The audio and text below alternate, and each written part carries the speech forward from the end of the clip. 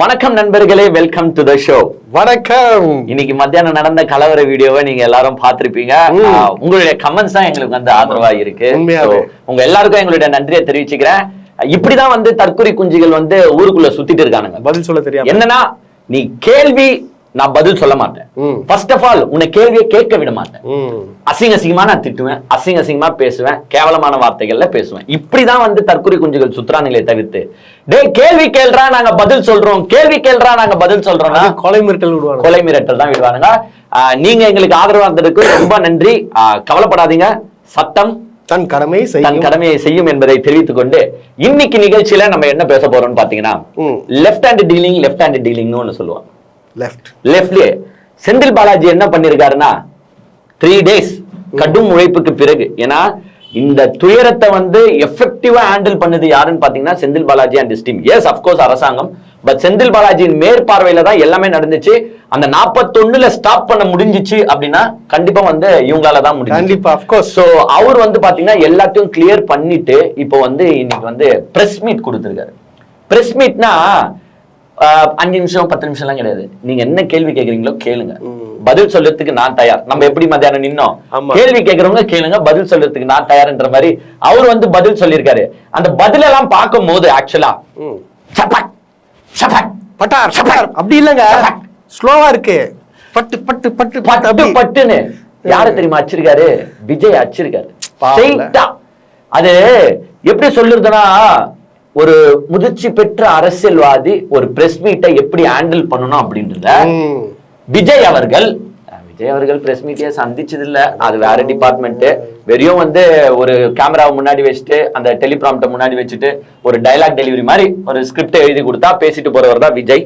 விஜய் அவர்களே, நீங்கள் வந்து உதயநிதி ஸ்டாலின் கிட்ட இருந்தும் செந்தில் பாலாஜி கிட்ட இருந்தும் கத்துக்கோங்க. கத்துக்கிட்டு எப்படி பேசணும்ன்றத பாருங்க. செமையா எக்ஸ்பிளைன் பண்ணிருக்காரு. என்னென்ன குற்றச்சாட்டுகள் இவ்வளவு நாளா இந்த சமூக வலைத்தளத்துல பரவிட்டு இருந்துச்சோ, நம்மளும் 3 நாளா பேசிட்டு இருக்கோம். பட் செந்தில் பாலாஜி அவர்கள் பக்கத்துல வந்து ப்ரொஜெக்டரை வச்சு ஸ்கிரீனை வச்சு அழகா கிளீனா எக்ஸ்பிளைன் பண்ணி பட்டால் நடிச்சிருக்காரு. ஆனா அவர் அதுலயும் தெளிவா சொன்னாரு, இதுல நான் அரசியல் செய்ய விரும்பல, இதை குறை சொல்ற நொண்டி நினைச்சுக்காதீங்க, நீங்க எங்க மேல ஒரு பழிய போடுறீங்க, so I have the rights to answer பண்ணல அப்படின்றத ஆன்சர் பண்ணிருக்காரு. என்னன்றத டீடைல்டா நிகழ்ச்சிக்குள்ள போலாம். அதே மாதிரி இன்னொன்னு பாத்தீங்கன்னா, ஒருத்தர 3 நாளா தேடுறாங்க. என்ன சொல்றீங்க? சாரி, 3 நாள் 2 நாளாங்க. யார்? தேடப்படும் குற்றவாளியா? தேடப்படும் குற்றவாளி 3 தனிப்பட அமைச்சு தேடுறாங்க. இன்னுமே அந்த ஆளை கண்டுபிடிக்க முடியல. அந்த ஆளு யாருன்றத டீடைல்டா ஷோக்குள்ள போய் பார்ப்போம். நிகழ்ச்சிக்குள்ள போறதுக்கு முன்னாடி நமக்கு சூப்பர் தேங்க்ஸ் செய்து உதவும் அன்பு உள்ளங்களுக்கு எங்களுடைய நன்றியை தெரிவிச்சுக்கிறோம். உண்மையிலே நாங்க ஒன்றும் பினான்சியலி ஸ்ட்ராங்கர் பர்சன்லாம் கிடையாது. நீங்க செய்யற எந்த உதவி, சின்ன உதவியா இருந்தாலும் இதெல்லாம் எங்களுக்கு வந்து ஒரு பூஸ்டப் தான், எங்க growthக்கு உதவும். சோ உங்களுக்கு எங்களுடைய நன்றியை தெரிவிச்சுக்கிறேன். இப்ப லாஸ்டா நம்ம வீடியோ பார்த்துட்டு உதவிய திரு ரவி அவர்களுக்கும், கிரேசி ராணி அவர்களுக்கும், அக்கீம், இளையா, ரஜிக் அகமது, அப்புறமா ARP தேவராஜ், இவங்க அனைவருக்கும் எங்களுடைய நன்றியை தெரிவிச்சுக்கிட்டு, அவங்களுக்கு மட்டும் இல்லங்க, நியூ சப்ஸ்கிரைபர்ஸா நிறைய பேர் ஜாயின் பண்ணிருக்காங்க. சோ அனைத்து சப்ஸ்கிரைபர்ஸ்க்கும் பிளஸ் எங்க வீடியோ மதிச்சு கமெண்ட் பண்றீங்க பாருங்க, அவங்களுக்கும் எங்களுடைய நன்றியை தெரிவிச்சுக்கிட்டு வாங்க டீடைல்டா ஷோக்குள்ள போய் பார்ப்போம்.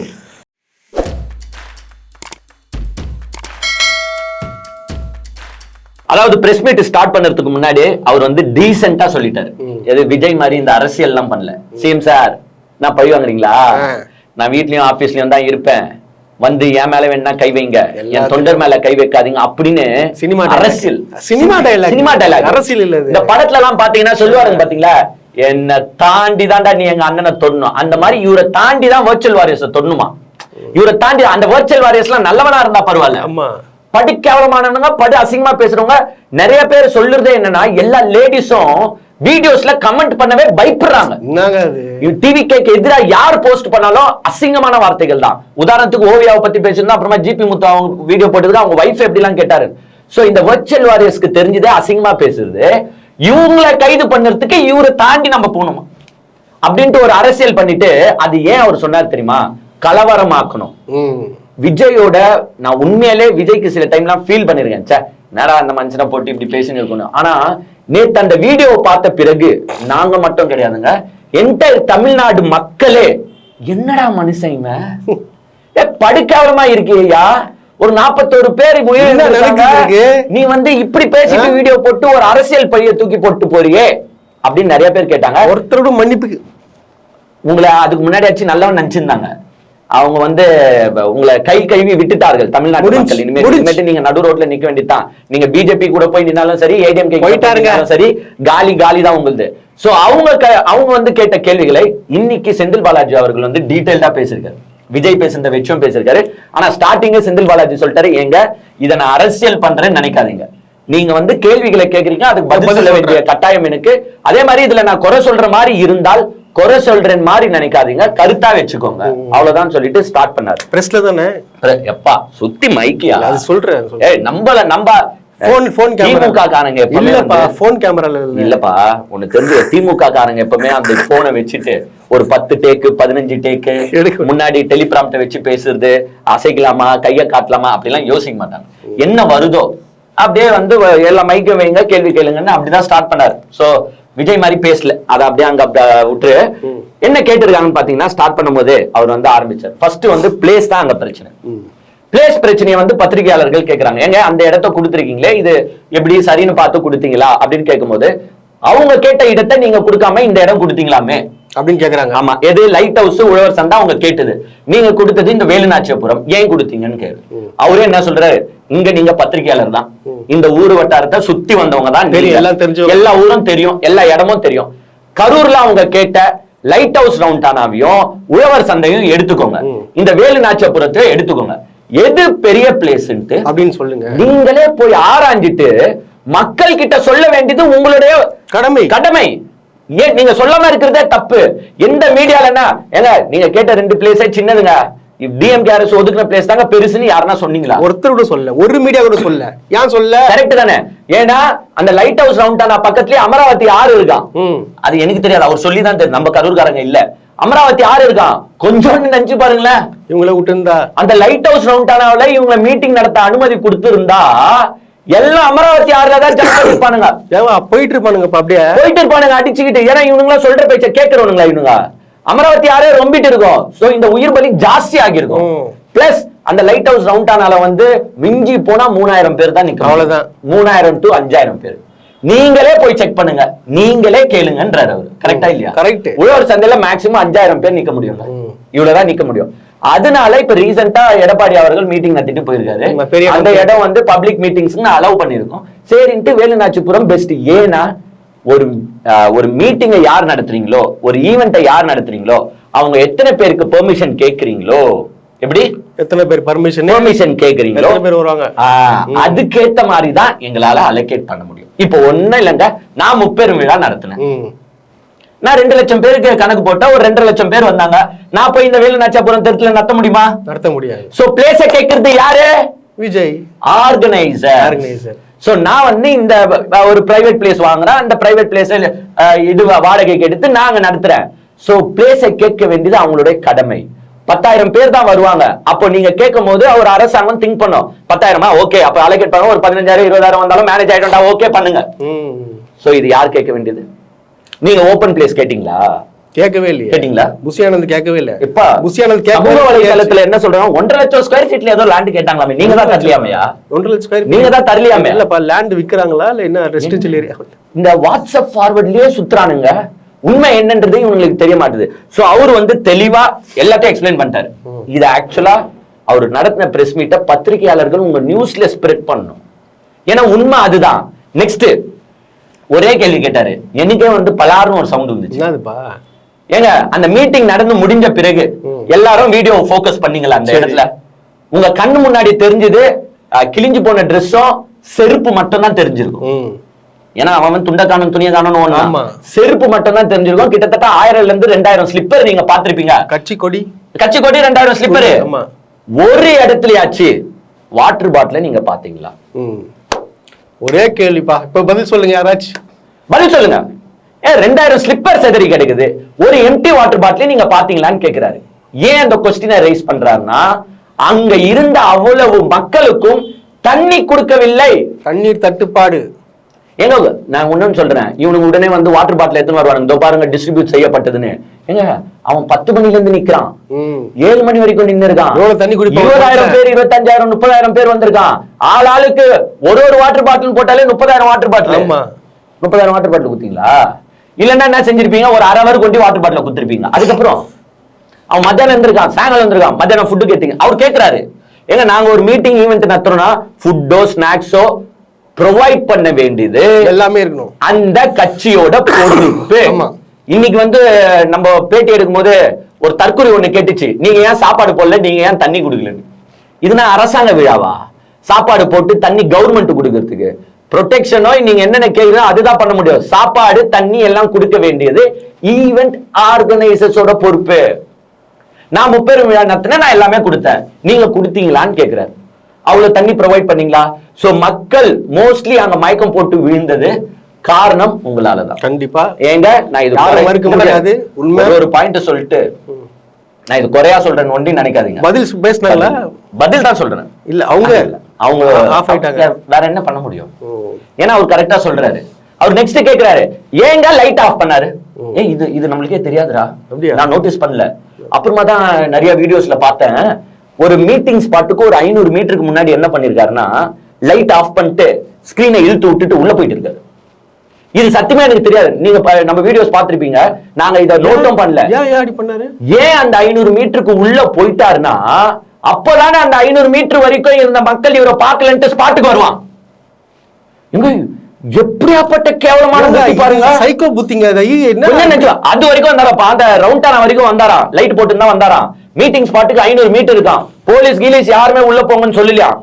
500 மீட்டர் இருக்குது, இவர் என்ன பண்ணாரு, லைட் ஆஃப் பண்ணிட்டு போயிட்டாராம். ஏன்னா அப்போதான் இங்க இவரை பார்க்க முடியலன்னு இந்த மக்கள் அனைத்தும் அங்க முண்டி அடிச்சுக்கிட்டு வரும். என்ன கேவலமான புத்திங்க இது, என்ன கேவலமான புத்தி. அவர் சொல்றாரு, அத ஏன் அவரை செஞ்சாரு, அவரை கேட்டீங்களா, கேள்வி கேட்டீங்களா? யாருன்னா கேள்வி கேட்டீங்களா? அவரு கேள்வி கேட்க மாட்டாங்க, கேள்வி கேட்க மாட்டீங்க. அவர் அப்புறமா சொல்றாரு, 50 மீட்டருக்கு முன்னாடியே காவல்துறை நிப்பாட்டி சொல்லுதுங்க, ஏங்க உள்ள போனீங்கன்னா ரொம்ப பிரச்சனை ஆயிடும், இங்க நின்னு பேசுங்கன்னு சொல்லிச்சு. அவங்கதான் கேட்காம உள்ள போறாங்க. ஏன்னா காவல்துறை சொன்ன எதுவுமே இவங்க கேட்கலங்க. எது காவல்துறை சொன்ன எதுவுமே இவங்க கேட்கல. நாங்க என்ன பண்ணது இல்ல. எனக்கு அந்த விஷயத்த மைண்ட்ல ஓடினே கொஞ்சம் நினைச்சு பாருங்க, இது என்ன மாதிரி ஒரு ஆளு செய்வாங்க மைண்ட்ல ஓடினே இருக்குதுங்க. இது ஏன் இப்படி பண்றாருன்னு சொல்லிட்டு அவரு. இது நான் சமீபத்துல ஒரு பவுன்சரோட வீடியோ பார்த்தேன். அந்த 2 பவுன்சர்ஸ் வந்து பேசினாங்க. அவங்க வந்து ஒரு முக்கிய நடிகர், ஒரு பெரிய நடிகர் தான் சொல்றாங்க. சோ அதை யாரா வேணாலும் இருக்கலாம், ஆனா நம்ம வந்து விஜயா இருக்குமோன்னு ஒரு ஐயப்பாடு நினைக்கிறோம். அவங்க என்ன சொன்னாங்கன்னா, அந்த நடிகர் என்ன பண்ணுவாரா, கெத்தா வருவாராம். இல்ல நீங்களே பாத்துருங்க அவங்க என்ன சொல்லியிருக்காங்க. பெரிய ஆர்டிஸ்ட் சொல்லக்கூடாது நேம், ரொம்ப பெரிய ஆர்டிஸ்ட். அவர் கேரம்லேருந்து இறங்கி வராரு. ஆடியன்ஸ் எல்லாம் ரொம்ப தூரத்தில் இருக்காங்க. அவர் பக்கத்தில் யார்கிட்ட ஒருத்தர்கிட்ட சொல்கிறாரு, இப்போ பாரு அப்படின்னு சொல்லிட்டு பக்கத்தில் போயிட்டு கை காமிக்கிறாப்புல அந்த நடுவில் அந்த இது மாதிரி வேலி மாதிரி போட்டிருக்காங்க. ஆடியன்ஸ் யாரும் வரக்கூடாது. கை காமிச்சிட்டு இப்படி வந்துட்டாரு. அந்த வேலியை பிச்சுக்கிட்டு எல்லாம் ஓடி வராங்க. எல்லாருமே இவரை பிடிச்சிக்கிட்டு ஓடுறோம். நாங்கள் கேரவன் எட்டுமே விட்டோம். எல்லாம் கேரவன் நாடு வந்துட்டாங்க. கேரவன் நாடு வந்துட்டு ஃபோட்டோ கேட்குறாங்க. இவர் என்னை மட்டும் உள்ளே கூப்பிட்டு யாரையும் அனுப்பாத சொல்லிட்டு சொன்னேன். சரி ஓகே சார். இறங்கும்போது சொல்கிறாரு, பாத்தியா நம்மளோட கெத்து. அது இவரே பிளான் பண்ணி, புரியுதுங்களா, சும்மா இருந்த ஆடியன்ஸை உசுப்பேத்தி விட்டு இவர் கேரவன்ல ஏறிட்டாரு. இந்த பெரிய நடிகர் யாரா இருப்பான்னு நீங்க நினைக்கிறீங்க? ஏன்னா இந்த சம்பவம் கேள்விப்பட்ட பிறகு எனக்கு 100% நானே நினைக்கிறேன், ஒருவேளை இவரா இருப்பாரோ. இருக்கலாம். அதே சைக்கோ புத்தி தானே இங்கேயும் இருக்கு. ஏங்க இது எனக்கு வரல. இது இந்த மாதிரி ஒரு மனுஷனை தெரியல. அங்க 50 மீட்டருக்கு முன்னாடி நின்று பேசினாலும் பேச மாட்டீங்க. போயிட்டு ஏங்க அந்த கூட்டத்துல நான் பஸ்ஸை எடுத்துட்டு போய் சொறிவே ஆவனா எப்படிங்க முடியும்? அப்ப நீங்க சொல்லும் போது டைட் ஜாம் ஆகாதா? மெடிக்கல் டெஸ்ட் எடுக்கணும். இது வந்து இது இந்த மாதிரி இருந்துச்சுன்னா ரொம்ப ஆபத்து. இது ஆனா பிரச்சனை என்னன்னாங்க, ஐ ஸ்டாண்ட் வித் விஜய்ங்க. I stand with Vijay. இல்லங்க, நீ தனியா நில்லுங்க போயிட்டு. ஏங்க அவர் அப்பாவிங்க, அவருக்கு என்னங்க தெரியும்? இப்படின்னு கேட்கறவன நம்மளுக்கு என்ன தெரியுமா தோணுது, அப்படியே புழுக்குன்னு விடலாமான்னு இருக்கு. சைலண்டா இருந்தாங்க. நான் ஒண்ணே ஒன்று சொல்றேங்க, இதே மாதிரி டிஎம்கே மீட்டிங் நடத்தி இதே மாதிரி 41 பேர் செத்து போயிருந்தா நான் 100% டிஎம்கே क्वेश्चन பண்ணிருப்பேன். கண்டிப்பா. அதென்ன இந்த மூளை இல்லாதவன் தான் வந்து எது பண்ணாலும் சப்போர்ட் பண்ணிட்டு போற கேரக்டர். நாங்க அப்படி கிடையாது. யார் நடத்தினாலும் தப்புனா தப்பு, உடனே வரானுங்க கள்ளச்சாராய மரணத்தை தூக்கினு. டேய் அதுவும் இதுவும் ஒண்ணு. அதுதான் கேக்குறாங்க. அதுவும் அது எவனோ குடிகாரனுங்க நாய் தரை கழிச்சுட்டு செத்து போகுது. அதுக்கும் இதுக்கும் சம்பந்தமா? இவங்க செத்துக்கலாம் அப்பாவி. இவங்க சாவ போறோம்னு தெரிஞ்சு வரல. என்னென்ன இந்த மாதிரி புத்தி எல்லாம் அந்த யோசிக்கும் 15 லட்ச ரூபாய் கொடுத்ததுக்கு நம்ம கேள்வி கேட்கல. என்ன இப்ப எனக்கு இந்த விஷயத்தை கேள்விப்பட்ட உடனே எனக்கு செம டென்ஷன் ஆயிடுச்சு. என்னடா இது இப்படி கேவலமான மனுஷனா இருக்கிறாங்க, இவங்க பின்னாடி சுத்தி நிக்கிறாங்க. அப்புறமா ஜெனரேட்டருக்கு எக்ஸ்பிளனேஷன் தர, ஜெனரேட்டர் ஆஃப் ஆச்சுன்றீங்களா, உங்க மீடியாலயே நீங்க நிறைய பேர் டெலிகாஸ்ட் பண்ணிருக்கீங்க. ஏங்க அவர் தெளிவா சொல்லிட்டாருங்க. ஏங்க கிட்டத்தட்ட 90 ட்ரோன் பறந்துன்னு இருக்கு மேல. எல்லாமே மக்களே நீங்களே ஏமாத்த முடியாது. 90 ட்ரோன் மேல. இங்க பாருங்க, தமிழ்நாட்டு நியூஸ் சேனல்ல இருந்து, கேரளா நியூஸ் சேனல்ல இருந்து, இந்தியா ஃபுல்லா, ஏன் வேர்ல்டு நியூஸ் சேனலே கூட இருந்திருக்கு. ஆமா, அவ்வளவு லைவ் ஓடிட்டு இருக்கு. அதுல போய் எதுனா ஒரு அரசியல் கட்சி கலவரம் பண்ணலான்னு நினைக்குமா? வாய்ப்பே கிடையாது. அதுவும் ஒரு ரூலிங் பார்ட்டி, ஏதாச்சும் ஒரு கேமரால மாட்டிப்பேன். அதுவும் விஜய்லாம் உங்களுக்கு கால் தூசி மாதிரி ஒன்னும் பிரச்சனையே கிடையாது. அவ்வளவு நல்ல திட்டம் பண்ணிருக்காங்க, எப்படி இருந்தாலும் 10 வருஷம் ஜெயிக்க போறாங்க. அவங்க போய் இது கலவரம் பண்ணலாம் அப்படின்னு நினைப்பாங்க. எதுனா ஒரு லைவ்ல சிக்க மாட்டாங்களா? அவரே கேக்குறாரு, ஏங்க உங்க லைவ்ல சிக்காம அங்க என்னங்க பண்ண நடக்க முடியும்? நீங்க போட்ட லைவ்ல இருந்தே ஒரு வீடியோவை காட்டுறேன் அப்படின்னு காட்டுறாரு அவரு. அழகா வந்து அந்த ஜெனரேட்டர் ரூம்குள்ள எல்லாம் தள்ளிக்கின்னு போறாங்க. இத நம்மளும் வீடியோ போட்டுருக்கோம். ஆதவர்ஜுன கத்துறாரு, ஜெனரேட்டர் சைடு போவாதீங்க கத்துறாரு. அழகா போறாங்க. அங்க இருந்த ஒரு ஜெனரேட்டரை நிர்வாகிக்க கூடிய நிர்வாகி போய் ஆஃப் பண்றாரு. பாத்துக்கோ. உடனே செந்தில் பாலாஜி சொல்றாரு, அவரு அங்க ஆஃப் ஆகும் போதும் ஸ்ட்ரீட் லைட் எரிஞ்சிட்டு தான் இருந்துச்சு. ஏன் அதை சொல்றாருன்னா, நாங்க கரண்ட கட் பண்ணோம் நீங்க நினைக்காதீங்க, பிகாஸ் எல்லா ஸ்ட்ரீட் லைட்டும் எரிஞ்சிட்டு தான் இருந்துச்சு. அவங்க இந்த ஜெனரேட்டரோட என்னென்ன அட்டாச் பண்ணிருந்தாங்களோ, எக்ஸ்ட்ரா லைட்டோ எக்ஸ்ட்ரா மைக்கோ என்ன அட்டாச் பண்ணிருந்தாங்களோ அது மட்டும் தான் ஆஃப் ஆச்சு. கரெக்டா தான் சொல்லியிருக்காரு. இத மீடியாஸ் வெளியில சொல்லணுமா? சொல்லுங்க, கண்டிப்பா சொல்லு. சில மீடியாஸ் எல்லாம் உண்மையிலே அவரே சொல்றாரு, சில மீடியாஸ் எல்லாம் உண்மையும் போடுறீங்க, உங்க லைவ்ல என்னென்ன இருந்துச்சோ போறீங்க, பட் சில மீடியாஸ் போட தயக்கப்படுறீங்க, அது ஏன்னு எனக்கு தெரியல. அப்புறமா விஜய்க்கு வராரு. அப்படியே ஏங்க ஒன்னொன்னு சொல்லிட்டோம், அவர் உண்மையிலே நான் சொல்றேன், இதை கருத்தா எடுத்துக்கோங்க, கேள்விக்கு பதிலா எடுத்துக்கோங்க. இதை வச்சு நான் அரசியல் செய்யணும் இல்ல குற்றம் சாட்டுறதுக்காக தான் நான் இதை பண்றேன்னு கிடையாது. அவர் தெளிவா சொல்றாரு. ஏங்க ஏன் மக்களுங்க, கரூர் மக்களே கிட்டத்தட்ட 21 வருஷமா 25 வருஷமா என் பொது வாழ்க்கையை நான் இங்க பண்ணின்னு இருக்கேன். இங்க இருக்கிற முக்காவாசி வீடுங்க தெரியும், எல்லாம் என் சொந்த பந்த மாதிரி நான் போய் பார்த்துன்னு வரேன். ஏங்க இறந்து போன எல்லா வீட்டுக்கும் நான் இப்ப போயிட்டு வந்தேன். அதுல ஒரு பையன் வந்து நாளைக்கு பொண்ணு பார்க்க போறாங்களாம், இறந்து போயிட்டாங்க. நான் எல்லா குடும்பத்தை போயிட்டு வந்திருக்கிறேன். இது ஏன் மக்களே ஏன் மேல அவதூற போடுறீங்களே? கோவம் வருமா வராதா? கண்டிப்பா வரும்பா. கரூருக்குள்ள அந்த மனுஷன் எலெக்ஷன்ல எப்படி ஓடுவார் தெரியுமா? அதெல்லாம் ஓட்டு கேட்கறதுக்கு ரன்னிங் ரேஸ் மாதிரி ஓடுவார். நின்று அம்மா போடுமா போட்டுருமா. அவ்வளவு மக்கள் செல்வாக்குடைய மனுஷன் அங்க போயிட்டு அவர் மேல வீண் பழிய போடுறாங்க. ஏன் அங்க போனாரு 10 நிமிஷத்துல? ஏன் விஜய் வரல? அது கேட்க மாட்டாங்க. அழகா எக்ஸ்பிளைன் பண்ணி நெக்ஸ்ட் விஜய் கிட்ட போறாரு. விஜய் வந்து ஒரு டயலாக் நேத்து பேசியிருந்தாரு, நீங்க எல்லாருமே பாத்திருப்பீங்க. என்ன டயலாக்ங்க? நம்ம கிட்டத்தட்ட ஒரு 5 மாவட்டத்துக்கு பிரச்சாரத்துக்கு போனோம். எதுவுமே நடக்கல. ஆனால் கரூரில் மட்டும் ஏன் இப்படி நடக்குது? எப்படி நடக்குது? மக்களுக்கு எல்லா உண்மையும் தெரியும். அதுனா 4 இடத்துல நடக்காத விஷயம் 5வது இடத்துல நடக்குதுன்னா நீங்க ஒழுங்கா நிர்வாகிக்கல, அதனால நடந்துச்சு. அது ஒரு அழகான எக்ஸாம்பிள் சொல்லி பலாருன்னு ஒண்ணு விட்டாரு. நல்லா வண்டியை ஃபாஸ்டா ஓட்டுறவன் டெய்லி ஃபாஸ்டா தான் நான் ஓட்டு போறேன், இன்னைக்கு மட்டும் யா ஆக்சிடென்ட் நடந்துச்சு. மக்களே ஆக்சிடென்ட் இஸ் ஆக்சிடென்ட்ல, it may happen any time. Correct. So அவர் சொல்றாரு, நல்லா தானேங்க நான் பைக்லாம் ஓட்டுவேன், கார் ஓட்டுவேன், டெய்லி ஓட்டு போறேன், அதுவும் ஃபாஸ்டா தான் ஓட்டு போறேன். ஆனா இன்னைக்குன்னு பார்த்து ஆக்சிடென்ட் நடந்திருக்குன்னா அப்ப இதுல ஏதோ நடந்திருக்கு. அப்படியா இது கதை? நீங்க ஒழுங்கா நிர்வாகம் பண்ணல. அதுவும் இன்னொன்னு என்னன்னா, அவரே சொல்றாரு, இது கட்டுக்கடங்கா கூட்டம் கிடையாது. கூட்டம் கட்டு கடங்காமலாம் இல்ல, கூட்டம் ஓகே தான், மேனேஜபிள் கூட்டம் தான். பட் இது கட்டுப்பாடற்ற கூட்டம். அப்படியே கட்டுக்கடங்காத கூட்டம் இல்ல, இது கட்டுப்பாடற்ற கூட்டம். கட்டுப்பாடே இல்ல, ஒழுக்கம் இல்ல, எதுவுமே கிடையாதுங்க. ஒருத்தரும் டிசிப்ளின், நோ டிசிப்ளின். ஒருத்தரும் ஒரு பேச்சும் கேட்கல, அப்புறமா என்னத்த பண்ண சொல்றீங்க அப்படின்னு அழகா அடிச்சு விட்டுட்டு சூப்பரா எடுத்து போயிட்டாரு. அந்த ஆம்புலன்ஸ் கதை, அப்புறமா வந்து செருப்பை யாரோ தூக்கி அடிச்சாங்களே அந்த கதையும் அவர் எக்ஸ்பிளைன் பண்ணிட்டாரு. ஏங்க அங்க அவன் வந்து அட்டென்ஷன் சீக்கிங்ல இருக்கான். இவர் பேசும் போதே பல பேர் மயக்கம் போட்டு விழுறாங்க. பேசுறதுக்கு முன்னாடில இருந்து அது ஸ்டார்ட் ஆயிடுச்சு. அதனாலதான் ஆம்புலன்ஸ் எல்லாம் உள்ள வர ஆரம்பிக்குது. பேசும்போதே மயக்கம் போட்டு விழுறானுங்க. அங்க இருக்கிறவனுக்கு எப்படி அட்டென்ஷன் சீக் பண்றதுன்னு தெரியல. கத்தனா கேக்குமா? அவ்வளவு கிரௌடு அலைப்பாயுது. அவங்கள யாருன்னா தூக்கி செருப்பு அடிச்சிருக்கலாம். அவரு அழகா எக்ஸ்பிளைன். அதே அதுல எப்படின்னு தெரியுமா இவங்க கோத்து விட்டாங்க? செந்தில் பாலாஜின்ற பேரை சொல்லும் போதுதான் இந்த செருப்பு பறந்துச்சு அப்படின்னு சொல்றாங்க. லைவ் நீங்க எல்லாருமே பாத்திருப்பீங்க.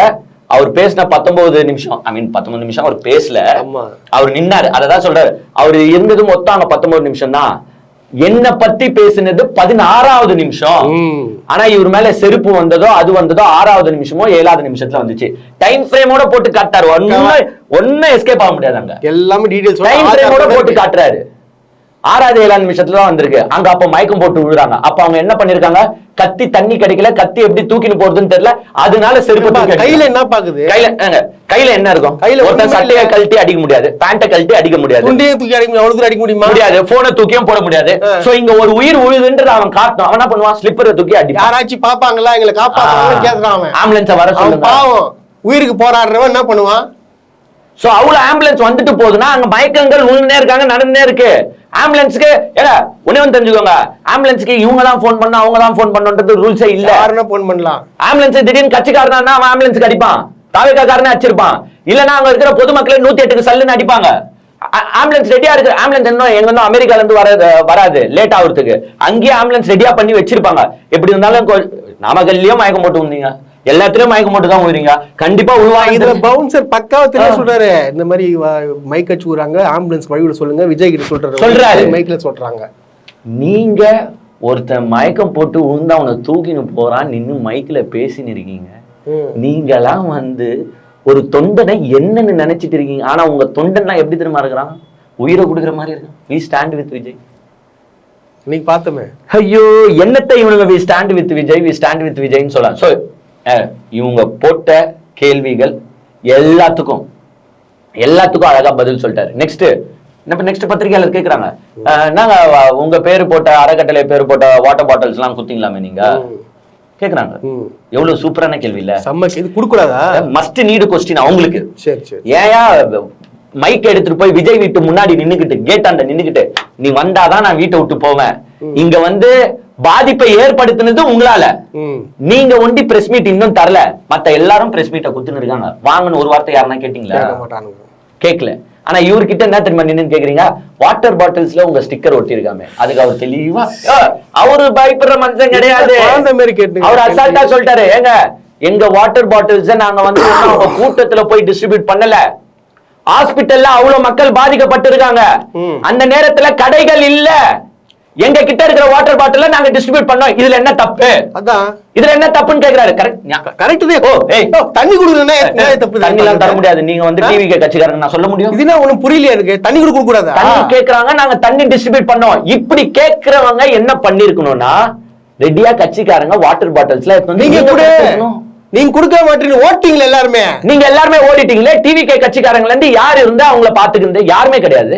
அப்ப நான் தானே பாக்கணும், கடையெல்லாம் க்ளோஸ் பண்ணிருக்கேன், கடை ஓபன்ல இருந்தாச்சு நான் பிஸ்லரி அக்வாஃபினான்னு வாங்கி வந்து கொடுப்பேன், கடை க்ளோஸ்டு, ஏன்னா எத்தனை மணிக்கு நடக்குது, நான் உடனே என்ன பண்ணேன், என் பாட்டில் செத்து கொடுத்தேன், இதுல என்ன தப்பு, அர்ஜென்ட்டுக்கு கொடுக்கறதுல தப்பா? தப்பே கிடையாது இது. ஆனா இதையும் ஒரு கேள்வி கேக்குறாங்க பாருப்பா, அழகா சூப்பரா எடுத்துன்னு போயிட்டு செமையா பண்ணாரு, நிறைய கேள்விகளுக்கு பதில் சொன்னாரு ஆக்சுவலா. அப்புறமா இன்னொன்னு செமையா சொன்னாரு ஆக்சுவலா, ஏன்னா எல்லாருமே கேள்வி கேட்டுட்டு இருந்தீங்கல்ல, செந்தில் பாலாஜி எப்படி 10 நிமிஷத்துக்குள்ள அங்க போனாரு, அப்ப திமுகவுக்கு முன்னாடியே தெரிஞ்சிருக்கு ஏதோ சம்பவம் நடக்க போகுதுன்னு தெரிஞ்சிருக்கு, அதனாலதான் செந்தில் பாலாஜி போனாரு அப்படி இப்படின்னு சொல்றீங்களே. இதே கட்சி ஆபீஸ்ல தான் நான் இருந்தேன் அன்னைக்கு ஒன்றிய நகர செயலாளரோட மீட்டிங்கு. இங்க இருந்து ஹாஸ்பிட்டல் எவ்வளவு தூரத்துல இருக்கு நீங்களே சொல்லுங்க. நான் ஒண்ணு தப்பு பண்ணிட்டேங்க, நான் வந்து ஹாஸ்பிட்டல் போயிடக்கூடாது, டிக்கெட்டை போட்டு சென்னை போயிட்டு இருக்குவான்னு கேக்குறேன். பேசணுமாப்பா போன வீடியோல, டிக்கெட்டை போட்டு நான் சென்னை போயிருக்குவான்னு கேக்குறாரு. யார மறைமுகமா தாக்குறாருன்னு உங்களுக்கு தெரியுதா? நான் ஏன் மக்கள், ஏன் தொகுதி, ஏன் ஊரு, என் மக்கள் கூட இருந்து அவங்களுக்கு வேண்டிய எல்லா வேலைகளும் செஞ்சு கொடுத்துவேன் நானு. ஆனா நீங்க என்ன பண்றீங்கன்னா, என்ன இவ்வளவு கேள்வி கேக்குறீங்க? கொஞ்சம் அவர் கேளுங்க, கரெக்டான கேள்வி. எங்கடா போயிட்டு ஒரு கேள்வி அவர்கிட்ட கேட்க முடியுதா? அவராச்சு பிரஸ் மீட் எதுனா பண்றாரா? ஏங்க தவறு நடந்தால், இது உண்மையிலே எல்லாருமே சொல்லுது என்னன்னா, தவறு நடந்தால் அதற்கு ஒரு பொறுப்புன்னு ஒண்ணு ஏற்கணும். ஃபர்ஸ்ட் ஒரு அரசியல்ல வந்து மெயின் என்னன்னா ஒரு பொறுப்பு ஏற்கணும். ஏங்க இந்த தீவிரவாத அமைப்புலாம் இருக்கு பாத்தீங்களா, அவங்க என்ன செய்வாங்கன்னா, எதனா அசம்பாவிதம் செஞ்சு இதை நாங்க தான் செஞ்சோம், நாங்க தான் பொறுப்பு, அது ஒரு அவனுங்க ஒரு கெத்துக்கு சொல்றானுங்கன்னு வச்சுக்கோ. பட் ஒரு இன்சிடென்டே நடந்தா, ஒரு ஆக்சிடென்ட் நடக்குதுன்னா என்னாலதான் நடந்திருக்கும், நான் அதுக்கு பொறுப்பேற்கிறேன். ஆனா நீங்க என்ன தெரியுமா பண்ணீங்க, போயிட்டு உக்காந்துட்டு அங்க வீடியோல என்ன தெரியுமா சொல்றாரு, அரசாங்கம் எந்த பிளேஸ கொடுத்துச்சோ அந்த பிளேஸ்ல வந்து நின்னு பேசிட்டு போனங்க. அது மட்டும் தாங்க பண்ணோம். அது மட்டும் தான் நாங்க பண்ணோம். வேற தப்பு நாங்க எதுவுமே பண்ணலங்க. எதுவுமே பண்ணல. பஸ்ல நாங்க ரோட் ஷோ பண்ணலங்க. நாங்க லேட்டா வரலங்க. ராங் ரூட்ல நாங்க போலங்க. ஜெனரேட்டர் மேல ஏறலங்க. கூட்டத்தை வேணும்ட்டு ஃபில் பண்ண நினைக்கலங்க. வந்து நின்னு லைட் ஆஃப் பண்ணி லைட் ஆன் பண்ணி விளையாடலங்க. என்ன இது? What is this? நாங்க வந்து நின்று பேசணும் அவ்வளவுதான் அப்படின்னு பேசியிருக்காரு. நல்லா கலாச்சாரம். அப்புறமா அந்த உண்மை அழியும் குழுன்னு ஒண்ணு வந்துச்சு பாத்தியா, ND அலையன்ஸ்ல இருந்து இந்த ஏமமாலினி, அனுராக் தாக்கூர் அவங்க எல்லாம் வந்தாங்கல்ல. கரூர்ல நடந்த துயரத்துக்கு வராங்க. இவங்கெல்லாம் அந்த மணிப்பூருக்கு போயிருந்தா கொஞ்சம் நல்லா இருந்திருக்கும். அப்புறமா கும்பமேளால ஒரு துயரம் நடந்துச்சு. அங்கெல்லாம் போவாதவங்க கரூர்ல சூப்பரா இங்க வேலையை பார்த்துன்னு இருக்கிறோம், இங்க வந்து ஆய்வு பண்ணிட்டு போயிருக்காங்கன்னா இதுக்கு பின்னாடி யார் யார் இருக்காங்கன்னு உங்களுக்கு நல்லாவே தெரியும். தெரிஞ்சிச்சு வச்சு அதுலயும் இன்னொன்னு சொன்னாரு, ஏங்க நிறைய பேர் வந்து அவதூறு பரப்புறீங்க, தப்பான தகவலை போடுறீங்க. அங்க வந்து ஒருத்தருக்கு கத்தி கிழிச்சிட்டாங்க, கத்தியால கத்தி கிழிச்சேன்றிய அப்ப என்ன ரிப்போர்ட் என்ன வந்துச்சா? இல்ல அவரு எங்கன்னா ஒரு ஹாஸ்பிட்டல்யாச்சும் போய் அட்மிட் ஆயிருக்கணும். கரெக்டா? கத்தி கிழிஞ்சிருந்தா எங்கன்னா ஒரு ஹாஸ்பிட்டல்ல போய் அட்மிட் ஆகிருக்கணும். அதே மாதிரி இன்னொன்னு சொல்றேன், கத்தி கீழோ இல்ல அடிச்ச மாதிரி காயங்களோ இருந்தா அங்க போயின்னா உடனே வந்து அவங்க AR ரிப்போர்ட் பண்ணிடுவாங்க, போலீஸ்க்கு ரிப்போர்ட் பண்ணிடுவாங்க. சோ கத்தியால கிழியப்பட்டிருந்தால் போலீஸ்க்கு ஆட்டோமேட்டிக்கா ரிப்போர்ட் போயிட்டு இருக்குமே ஹாஸ்பிட்டல்ல இருந்து. எங்கன்னா நீங்க அந்த மாதிரி தகவல் கேள்விப்பட்டீங்களா? ஒரே ஒரு தகவல் இல்ல, காயம், கிழியப்பட்ட காயங்கள். இது எப்படின்னா இந்த சினிமா கும்பல் சினிமாவை படத்தை பார்த்து விட்டு அதே மாதிரி அந்த தகவலையே போட்டு சொல்லிட்டு இருக்கிறாங்க. இதுதான் உண்மை. இவங்களுக்கு இதுதான். இப்ப பாருங்க, நம்ம புஷி ஆனந்த் 2 நாளா தனிப்படம் 3 தனிப்படம் வச்சு கண்டுபிடிக்கல. ஒண்ணும் புரியல. பெரிய பெரிய ஆளு கூட 2 நாள்ல கண்டுபிடிச்சிடறாங்க. கமலை விட அதிகமான கெட்டப் போட்டு சுத்துறாராம. அப்படியா? மாறு வேஷத்துல ஒரு வேலை சுத்தி நிற்கிறாரா ஒரு ஊர்ல எனக்கு தெரியல. எங்க 3 தனிப்படை அமைச்சு தேர்ந்து இருக்காங்க. ஆனா ஆளை காணோம்னா பாருங்களேன். ஆஹா, வெரி பலே கில்லாடியா இருப்பாரு போலயே. வேஷம் போட்டு ஒருவேளை எனக்கு தெரிஞ்சு விஜய் வீட்டுக்குள்ளதான் கொஞ்சம் இருப்பாருன்னு நினைக்கிறேன். ஏன்னா விஜய் வீட்டுக்குள்ள யாரும் போக முடியாது, வைப்லஸ் பாதுகாப்பு, போனா 1008 கொஸ்டின் கேட்பீங்க நீங்க. அதனால வந்து தலைவா சேஃப்டிக்கு நான் உங்க வீட்டுல தெரிஞ்சு நீங்க வந்து விஜய் வீட்டுல செக் பண்ணீங்கன்னா புஷி ஆனந்த் இருக்கிறதுக்கு அதிகமான வாய்ப்புகள் இருக்கு. தயவு செய்து காவல்துறை please go to Bussy Anand house and please check it அப்படின்னு கேட்டு நன்றி.